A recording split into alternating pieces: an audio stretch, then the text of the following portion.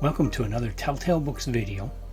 I'm Greg, and I'm going to continue my Ray Bradbury series in this video with his 14th published work titled The Maiden of Jirbu.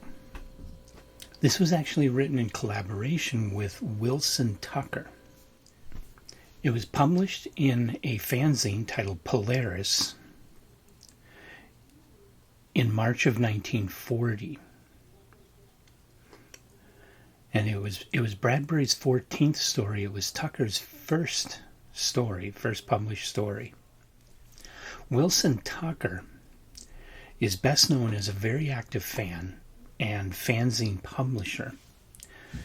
He was born in Deer Creek, Illinois, on November 23, 1914, and he died October 6, 2006 in St. Petersburg, Florida.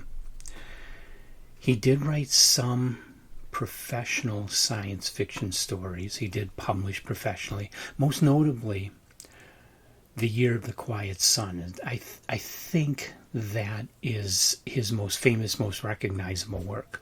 I may be wrong, but I think it is. And that book is a dystopian near-future America destroyed by racial tensions. 1970, it makes a lot of sense. This story here is not so politically charged, nor is it, at this time in their lives, Bradbury and Tucker were both noted as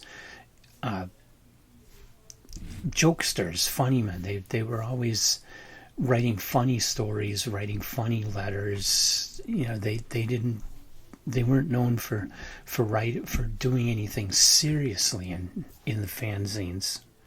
But this story is. This is a serious piece, though very much of its time, and very much something written by teenage guys in 1940. The fanzine is another of those mimeograph fanzines and cheap paper, and the story is just a one-page story. And in it you have a sailor from Atlantis who was traveling around, and he sees a beautiful maiden at the city of Jirbu.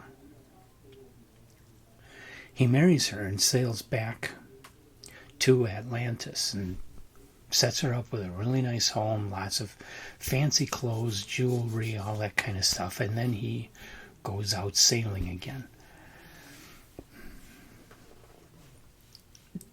She didn't want to leave her home in Jirbu, but she loved him, so she did. And so he goes off, leaving her alone, and when he comes back, he finds that she and his home in Atlantis have all sunk into the sea.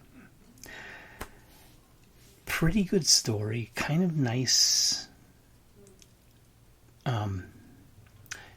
nice atmosphere to it, really, for what it is.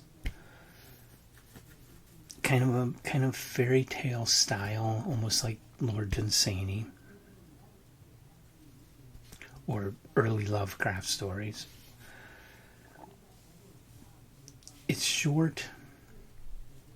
The word lyrical comes to my mind for it, but it's not great. It's too short, doesn't go deep enough. Take that for what it was. This isn't a major work, far from a top tale. I would only recommend it to people who are really interested in early fandom or early Ray Bradbury and have to read it all. It's for the completist. And that's The Maiden of Jirbu.